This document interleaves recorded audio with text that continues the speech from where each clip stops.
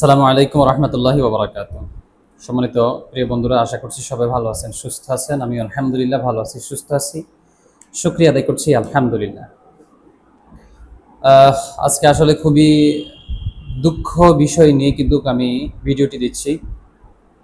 Video দেওয়ার মতো কোনো প্রস্তুতি ছিল না। আজকের কথাগুলো আমার প্রতারক ভাইদের জন্য। প্রিয় প্রতারক ভাইরা, আপনারা একটা কথা সবসময় মাথায় রাখবেন, আপনারা আমার ভিডিওগুলো ব্যবহার করে আপনারা অনেকের কাছ থেকে টাকা পয়সা নিচ্ছেন, তবে এত বেশি অ্যামাউন্ট নিচ্ছেন যেটা আসলে খুবই খারাপ লাগতেছে।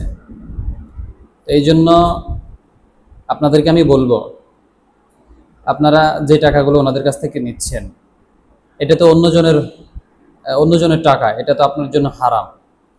তো নিজে নিজে চিন্তা করে দেখবেন, আপনি মুসলমান হন কিংবা হিন্দু হন, আপনি যে টাকাগুলো অন্যজনের নষ্ট করছেন, আপনি যদি হিন্দু হন তাহলে তো আপনার জন্য আমার কোনো কিছু বলার নাই, কারণ আপনি বিনা হিসাবে জাহান্নামী। আর যদি আপনি মুসলিম হয়ে থাকেন, আপনি এই টাকা দিয়ে আপনার সংসারের মধ্যে ভালো কিছু করতে পারবেন না। হারামের টাকা দিয়ে আপনার ছেলে সন্তানকে আপনি লেখাপড়া করাতে পারবেন না, আপনার বাবা মাকে সুস্থতা থেকে নিতে পারবেন না, আপনি নিজেও সুস্থতা থাকতে পারবেন না। এমন একটা সময় আসবে যে আপনি নিজে অসুস্থ হয়ে ঘরের মধ্যে বসে থাকবেন। এই জন্য আমি বলি, আপনারা এই অহেতুক ধান্দা, এই প্রতারণা, এগুলো ছেড়ে দেন। আপনারা আমার এই ভিডিওগুলো নিয়ে মানুষের কাছ থেকে টাকা পয়সা নিচ্ছেন, মানুষও আমাকে বিশ্বাস করে মানুষ টাকা পয়সা পাঠাচ্ছে, অথচ তাদের কাজের কাজ কিছুই হচ্ছে না। আপনাদেরকে তো আমি বলেছি, আপনারা প্রতারণা করেন ঠিক আছে, কিন্তু কোনো রুগী একান্ত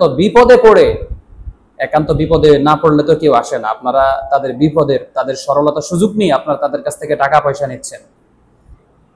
তো আমি রিকোয়েস্ট করব প্রতারক ভাইদের কাছে, আপনারা এই ধরনের কাজগুলো করবেন না। যদি আপনারা এর পরেও করেন, তাহলে আমি কিন্তু ভিন্ন ব্যবস্থা নিতে বাধ্য হব।